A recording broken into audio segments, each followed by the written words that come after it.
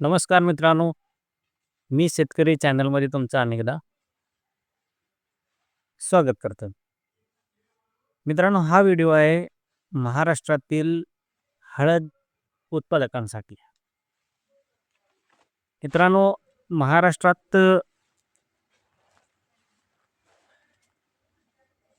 जे हळद उत्पादक आहेत, ते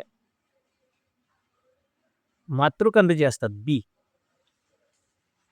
ते जपून ठेवतात आणि हळकुंड विकतात. पण कर्नाटकात मातृकंद विकतात आणि हळकुंडाची लागण करतात.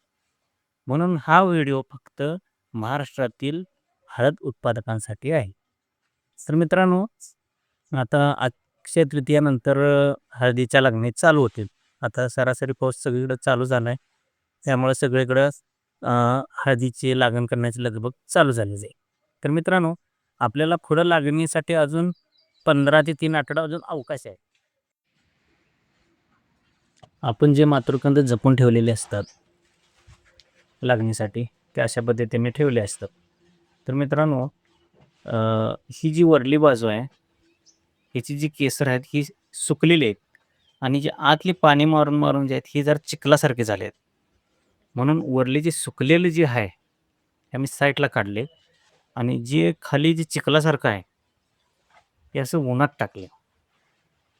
उन्हात टाकून घ्यायचं आहे. त्याच्यामुळे काय होईल, जी कुजलेली केसर असतात ते उन्हानं हडकून वाळून लवकर बी सुट्टा होतो.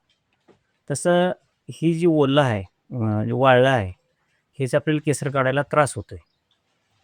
तर काय करायचं, ही काढून सगळं पाक विस्कटून टाकायचं असं उन्हात आणि परत ही जी सुकलेलं बी आहे, हे खाली घालायचं तळात आणि परत त्याच्यावर ही जी ओलं बी होतं, त्याला झाडून घ्यायचं थोडं, केसर खाली पडतात. राहिलेलं बी त्याच्यावर ओतून टाका.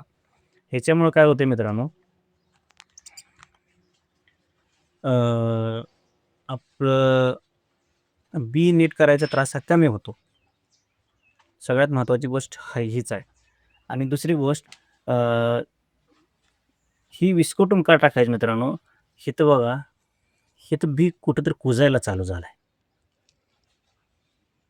आणि हे जर तुम्ही वेळेवर जर नाही विस्कटून टाकला, तर एका गड्ड्यामुळं दुसरा गड्डा हा कुजू शकतो. 1-1, 2-2 क्विंटलसुद्धा बी खराब होऊ शकतं. आणि दुसरी गोष्ट, ही जी बी उगवाय चालू झालेत, हे थांबलं जातं. कारण ह्यातला जे स्टोरेज असतं ते वेस्टेज जातं. त्यामुळं लागणीला पुढे त्रास होण्याची शक्यता दाट असते. तिसरी गोष्ट, ह्यात जी सूत्रकृमी होते, हे असं जर ओलं जास्त दिवस राहिलं आणि डायरेक्ट तुम्ही काढून लागण केला, नीट करायलाही त्रास होतो आणि सूत्रकृमी जर वाढले तर तुमचं हे सुद्धा